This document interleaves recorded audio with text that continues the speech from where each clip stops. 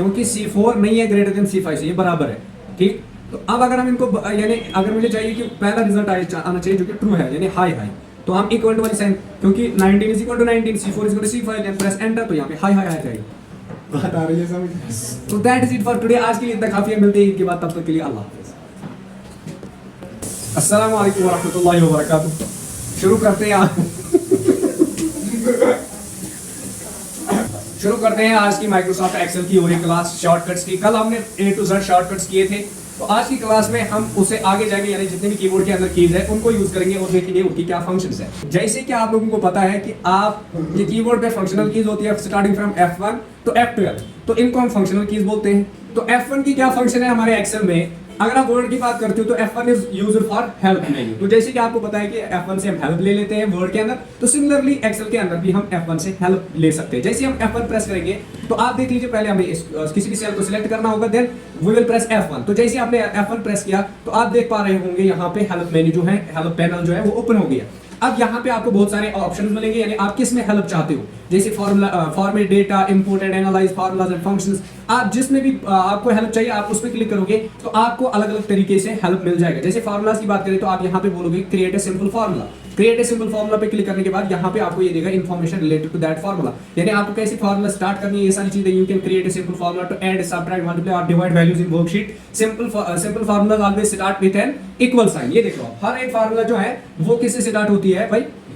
Equal sign से। Followed by constants that are numeric values, यानी constant से यानी न्यूमेरिक वैल्यू जैसे A1 A5 वगैरह, तो वो इसमें आप यूज कर सकते हो। Then we have the operation and calculation operators such as plus, minus, asterisk और स्लैश। तो ये जो ऑपरेशन है यहाँ पे आप सिंपली फार्मूला बना सकते हो। अब आप देख लीजिए, अगर आप बनाते हो फॉर एन एग्जांपल, अगर आप लिखते हो टाइप 1 + 1, यानी आप लिखोगे इक्वल टू 1 + 1, तो ये कांस्टेंट आ गया 1 + 1, तो आप एंटर करोगे तो ये आपको 2 देगा। यहाँ हालांकि मैंने कोई फार्मूला नहीं लिखी है, मैंने directly equal to sign use किया, जो कि इससे पहले बताया कि you have to use equal sign. Then आप लिखोगे कौन सा constant value, constant 1 is constant, 2 is constant, and simply you have to put an operator in between the two. तो यहाँ पे बता भी रहा है कि आपको ऑपरेटर भी लेना है। ऑपरेटर कौन सा होगा? प्लस, माइनस, एस्टेरिस्क और स्लैश, यानी प्लस माइनस मल्टीप्लिकेशन और डिवीजन, ठीक है, या डिवाइड जिसको बोलते हैं। तो दैट इज इट, यानी आप हेल्प ले सकते हो। अगर आपको कोई चीज नहीं आती है तो यू कैन सर्च, जैसे आप बोलोगे फॉर्मेट सेल, तो आप एंटर करोगे तो एंटर के बाद आपको ये दिखा result for format cell, change the format of cell Microsoft support. ये आपको सपोर्ट देगा कि कैसे आपको करना है। आपको बता रहा है कि use conditional formatting for highlighting cell, तो इस तरीके भी आप कर सकते हो। इसी तरीके बता रहा है फॉर्मेट नंबर्स एज टेक्स्ट, तो नंबर्स एज टेक्स्ट यानी नंबर्स को टेक्स्ट की तरह फॉर्मेट कर सकते हो। तो ये आपको बहुत सारे तरीके देगा, जैसे आप क्या यहाँ पे बता रहा है शो मोर, इससे ज्यादा भी आपके पास मिलेगा। बात आ रही है समझ? तो मुझे ये डिस्कस नहीं करनी है, मुझे बस आपको दिखाना है कि हेल्प मेन्यू आप कैसे ओपन कर सकते हो by simply clicking on F1, but आपको सिलेक्शन मोड में प्रेस करना होगा F1, तो आपके पास हेल्प मेन्यू जो है वो आ जाएगी। Then we have F2।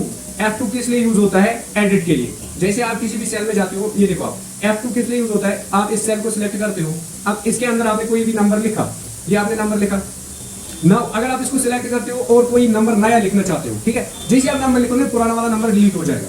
क्यों? क्योंकि हमने सिलेक्शन मोड में इसके अंदर नंबर डाल दिया, तो ये पुराने नंबर को डिलीट कर देती है। अब अगर आप चाहते हो कि ये नंबर यहीं पे रहे और हमारा जो है नया नंबर जो इसके साथ, मिसाल के तौर पर मुझे इसको बनाना है 145, तो ये 45 है, तो मुझे खाली 1 ऐड करना है, तो उसके लिए मैं F2 प्रेस करूंगा। आप देख लीजिए यहाँ पे कर्सर आ गया। अब मैं यहाँ पे 1 इस तरह मूव करूंगा तो इट बिकम्स 145। अगर मुझे इसको बनाना है 450 तो मैं 450 इस तरीके पर लिख पाऊंगा। फिर से देख लीजिए, अगर मैंने इसको सिलेक्शन मोड में किया, अगर मैं खाली मुझे लिखना है 4505, यानी इस तरीके पर मुझे यहाँ पे 5 ही खाली डालना था, लेकिन मैंने सिलेक्शन मोड में किया तो यहाँ पे खाली 5 बचा। तो अगर मेरे पास 450 है, अब मुझे इसको एडिटिंग मोड में लाना है, तो आई विल प्रेस F2, तो यहाँ पे मैं 5 लिखूंगा, तो अभी बन गया 4505 यानी 4505। आया समझ? तो F2 is used to edit the cell value. आया समझ? तो ये टेक्स्ट के लिए भी सेम है और इसके लिए भी सेम है। Now we have F3।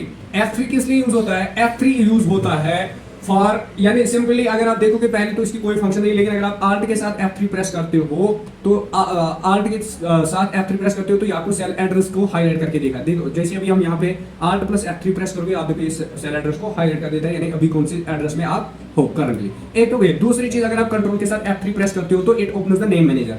Name manager क्या है ये हम डिटेल में पढ़ेंगे बाद में। बाकी आप समझ लो कि अगर आपको नेम मैनेजर को ओपन करना है तो you have to press control plus F3 तो it will open the name manager. अभी मैंने यहाँ पे एक नेम मैनेजर बनाया था जिसका नाम मैंने माइन रखा था, तो दैट इज इट। F3 की सिंपली कोई फंक्शन नहीं है, ठीक है। कंट्रोल और आर्ट के साथ इसकी दो फंक्शंस अलग अलग बनती है। Now we have F4।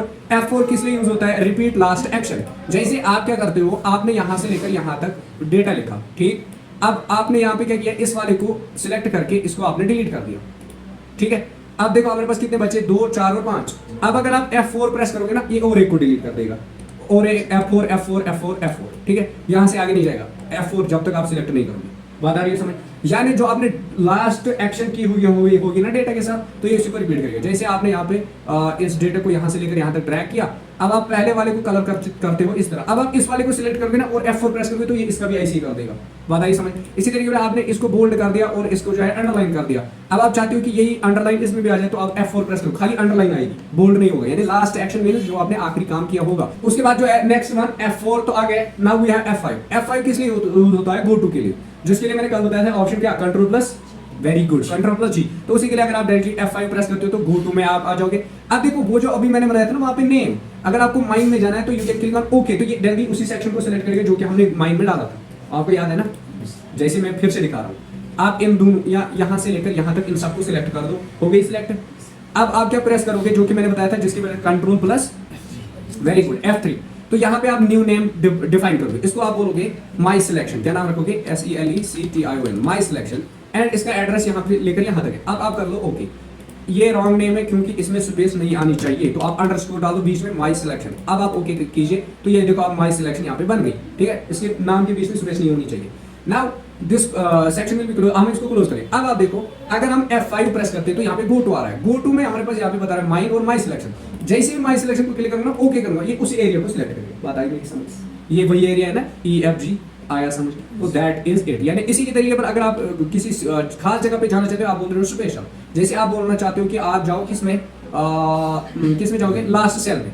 Last cell में यहाँ पे आप ओके करोगे तो ये लास्ट सेल में आपको लेके जाएगा। अब आप बोलोगे सर लास्ट सेल तो ये है, लेकिन यहाँ पे भी माई नेम हमने यहाँ से लेकर यहाँ तक इंसर्ट किया हुआ है, जो कि पहला है माइन, है ना? तो दैट इज इट। अब इसी तरीके ये तो मैंने पढ़ाया ना सिचुएशन में कैसे जाते हैं और जो है फार्मूलास के अंदर कैसे जाते हैं, ये तो मैंने पढ़ाया उस तरीके पर। नाउ ये F6।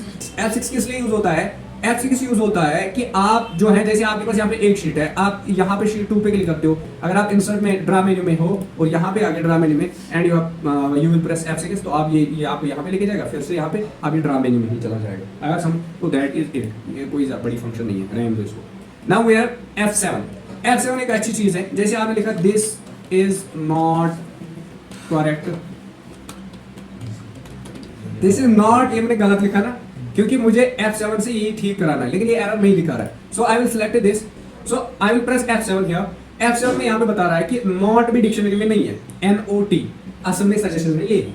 बात आई मेरी समझ? तो अब आप यहाँ पे बोलोगे कि इग्नोर वंस, यहाँ बोलोगे अगर आपको ये चाहिए ऐसे ही NOTT तो फिर आप इग्नोर वंस करोगे या इग्नोर ऑल करोगे। अगर आपको ये चेंज करना है तो then you will select this one and click on change, तो वो खुद ही ठीक हो जाएगा। आप देखो अभी जैसे मैं यहाँ पे लास्ट पे इसको कैंसिल करूंगा तो यहाँ पे NOT आएगा ना कि NOTT। उसके बाद करेक्ट तो ठीक है, फिर आगे क्या है, SANTENC। तो यहाँ पे बता रहा है कि सेंटेंस भी नॉट इन डिक्शनरी। हम बोलेंगे इसको भी चेंज करो। यहाँ पे सजेशन में जो अच्छी स्पेलिंग है, जो करेक्ट स्पेलिंग है वो यहाँ पे है SENTENC।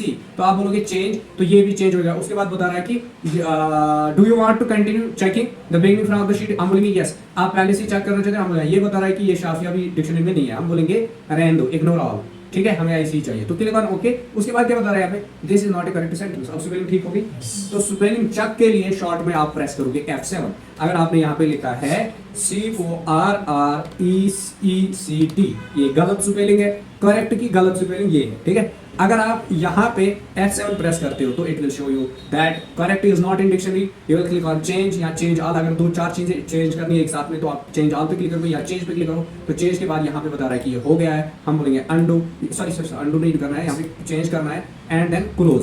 जैसे यहाँ पे क्लोज किया तो यहाँ पे एक CORRECT करेक्ट जो है करेक्ट हो गया, ठीक है, करेक्ट हो गया। तो ये है F7 की फंक्शन। उसके बाद बात करें हम F8 की। Alt plus F8 opens the macro in Microsoft Excel। तो अगर आप Alt plus F8 प्रेस करते हो तो ये माइक्रो को ओपन करेगा। माइक्रो क्या होते हैं, ये मैंने पढ़ाए हुए हैं। तो अगर दूसरे बैच को भी नहीं पढ़ाए तो उनको अलग से पढ़ाइए, ठीक है। फर्स्ट वाले बैच को हमने पढ़ा दिया। Now we have R plus sorry F9। F9 किस लिए यूज होता है? Recalculate all worksheet, recalculate all worksheet. Let us do one thing, हम यहाँ पे 45 लिखेंगे और उसके बाद यहाँ पे लिखेंगे और एक 45, उसके बाद और एक 45, तो उसके बाद और एक 45, तो 90 प्लस 90 कितने हुए? 180। तो सम कितना आना चाहिए? 180। तो हम फॉर्मूला लिखेंगे equal to sum then bracket और उसके बाद यहाँ से लेकर यहाँ तक ड्रैग करेंगे and then close this and press enter. जैसे आपने एंटर किया तो 180 यहाँ पे आपको मिल गया। अब आप यहाँ पे जो है असल में तो ये बाय डिफॉल्ट ही करेगा, लेकिन हम और एक चीज़ यहाँ पे और एक फार्मूला लिखेंगे जो कि जिसमें अलग अलग मैं वर्ड्स दूंगा, यानी अलग अलग नंबर्स। तो अब यहाँ पे इक्वल टू के साथ सम यूज करेंगे एंड देन ब्रैकेट, लेकिन कौन सा वाला? Starting bracket and then write down the numbers like from this to this and then press closing this one and it become 199। अब देखो अब क्या होता है यहाँ पे, अगर आपने यहाँ पे 45 की जगह आपने 55 लिखा तो सम क्या आना चाहिए? 190 आना चाहिए ना। अभी 45 से आ रहा है 180, तो 55 से क्या आ गया? 190। तो इसमें क्या डरने वाली बात है? तो अगर हम यहाँ पे प्रेस करते हैं F9, तो यहाँ पे हो क्या रहा है? हो ये गया कि हमारी F9 से हमारे जो वंडरशिप फिल्म हो रहा है, ये इसकी रिकॉर्डिंग क्लोज हो जाती है। जब हम रिकॉर्डिंग कर रहे होते हैं सिक्रेट रिकॉर्डिंग, तो वो क्लोज आती है बाय F9। तो F9 का शॉर्टकट हम नहीं पढ़ सकते, ठीक है। अभी आप ऐसे याद रखो कि ये ऑल द सम जो भी फॉर्मूलाज हमने यूज की होगी ना अपने एक्सेल शीट में, तो ये उन सबको क्या करता है? रिकैलकुलेट मतलब फिर से अगर आपने कहीं पे चेंज किया तो ये उसका, जैसे अभी देखो 55 के बाद यहाँ पे 190 आ गया, अभी इससे पहले 180 था। बात आ रही है समझ? बट इसने रिकॉर्डिंग भी पॉज कर दी, यानी रिकॉर्डिंग को ही डिलीट कर दिया। So we have now F10। F10 किस लिए यूज होता है? तो एक्टिवेट मेन्यू बार। जैसे आपने F10 प्रेस किया, F10 तो ये भी हमारे इसके साथ लिंक है, तो ये पॉज कर रहा है, तो इसको भी नहीं पढ़ सकते। Now we have F11। F11 किस लिए यूज होता है? चार्ट इंसर्ट करने के लिए। जैसे आप यहाँ पे F11 प्रेस करोगे तो यहाँ पे आप देखो इसका चार्ट बन गया, यानी जो हमने वैल्यूज वहां पे लिए थे ना, तो यहाँ पे देखो आप चार्ट बना, हमने यहाँ पे इंसर्ट किया। कैसे बना ये? हमने सिंपली डेटा को सिलेक्ट किया और उसके बाद F11 प्रेस किया, तो इसे हमने चार्ट बना के दे दिया। अगर आप यहाँ पे, ये वो वाली चार्ट नहीं है जो खाते, ठीक है, चार्ट मसाला, ये ग्राफ है, ग्राफ चार्ट, ठीक है। तो यहाँ पे अगर आप देखोगे first point is 45 and second is 78। यहाँ पे आप देख लीजिए, अगर हम शीट 2 में जाते हैं 45 एंड 78 आ रही है सब, तो 45 लेस देन 78, तो तभी मतलब गो या कक्षु लाकुट या कक्षु बोर्ड, सॉरी रिकॉर्डिंग चल रही है। तो इसका मतलब ये है कि ये वाला छोटा है और ये वाला बड़ा है, ठीक है। Similarly if you switch between the tables, आप देखो दूसरा भी 45 और यहाँ पे 65 है, तो जब आप यहाँ पे जाओगे ये इसके बराबर में होगा। देखो ये भी 45 पे, ये भी 45 पे, सेम है ना। और ये वाला जो है इससे छोटा है बिकॉज इसका साइज कितना है भाई? 65। बात आ रही है समझ? अभी अगर मैं इस वाले 45 को की वैल्यू को चेंज करता हूँ कुछ, अगर कोई ये गेस करना नहीं उर्दू में, अगर हम यहाँ पे इसको बनाते हैं ना 95, तो आप देखो ये इससे भी बड़ा हो जाएगा, ठीक है। जैसे हम यहाँ पे आएंगे, देखो ये 95 हो गया इससे बड़ा। बात आ रही है समझ? तो जिस तरीके पर आप यहाँ पे वैल्यू चेंज करोगे, उसी तरीके पर वहां पे ग्राफ भी चेंज होता चला जाएगा। अगर आपने यहाँ पे 445 यूज किया और दूसरा कॉलम जो है वो सबसे बड़ा होगा, यानी सबसे नहीं, यानी बहुत बड़ा होगा 445। ये इतना बड़ा कैसे? क्योंकि ये 640 है, यानी 640, तो ये सबसे बड़ा है। तो ये हर में से बड़ा होता रहेगा। क्यों? क्योंकि जितना भी मैं ऊपर वैल्यू चेंज करूँ ना, उतना ये ऊपर चला जाएगा, ठीक है। उसका एडिशन होगा ना इनके साथ, तो ये सबसे बड़ा आएगा लास्ट वाला। तो दैट इज इट। तो अगर आपको किसी भी शॉर्ट में हम ये याद रखेंगे, किसी भी डेटा के लिए अगर आपको चैट लाना है, ग्राफ लाना है, तो उसके लिए आप क्या करोगे? Press simply F11। Now we are F12। F12 तो पता ही है, जैसे हम Ctrl+S से सेव एज ऑप्शन ओपन करते हैं, इसी तरीके पर अगर हमें सेव एज ऑप्शन करना होगा ओपन, तो we will press F12। F12 से आपको सेव एज ऑप्शन मिलेगा। सेव एज में आपको क्या ऑप्शन मिलता है? यानी पहली चीज तो आप यहाँ पे 3 चीजें डिसाइड करते हो, बताओ जरा कौन सी? पहली चीज तो लोकेशन, यानी कहाँ पे सेव करना है, जैसे आपस में चेक करो कहाँ पे, यानी पिक्चर्स में करना है, कहाँ पे जो भी आपकी लोकेशन होगी वो आप लोकेशन सेट करोगे। दूसरी चीज आती है नेम, यानी आप इसका नाम क्या रखना चाहते हो। जैसे कि अभी मैं इसका नाम रखने वाला हूँ कि टेस्ट बुक रखेंगे, टेस्ट बुक, ठीक है, टेस्ट बुक 11। उसके बाद तीसरी चीज टाइप, ठीक है। तो अगर मैं इसको पीडीएफ बनाना चाहता हूँ ना, मैं पीडीएफ में सिलेक्ट करूंगा, बट मुझे चाहिए एक्सेल का डॉक्यूमेंट, तो इसमें जो बाय डिफॉल्ट है एक्सेल वर्कबुक, तो ये सही है। Now if I click on save, तो आप देख लीजिए अभी अगर मैं यहाँ पे नीचे आ जाता हूँ तो यहाँ पे लिखा क्या हुआ है? BOOK1। इंग्लिश आती है पढ़नी? तो पढ़ो ना फिर। बुक 1 लिखा है ना, बुक 1। अभी मैंने इसका नाम क्या रखा? Test book 11। Now if you click on save, जैसे आपने सेव किया ना, आप देखो यहाँ पे टेस्ट बुक 11 आ जाए।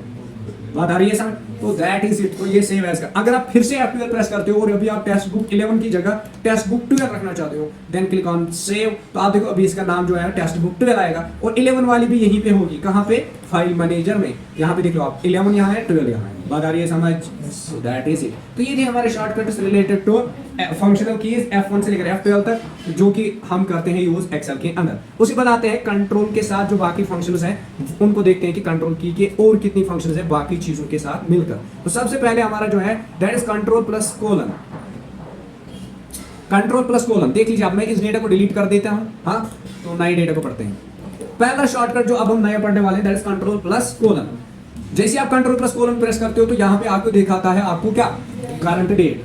तो जो कि मैंने शॉर्टकट कल बताया था इक्वल टू टुडे लिखना पड़ता है एंड देन ब्रैकेट में ये आपको करंट डेट। क्या फॉर्मूला है जरा, equal to TODAY today, then enter करना है, सॉरी ब्रैकेट्स लगाने हैं, तो ब्रैकेट्स के बाद क्लोज कर यानी bracket open and close then enter, तो यहाँ पे भी डेट ही आएगी। लेकिन इससे बेहतर ये नहीं है आप कंट्रोल प्लस ये लगा लो और डेट आ गई, है ना ये ओ भाई, है ना?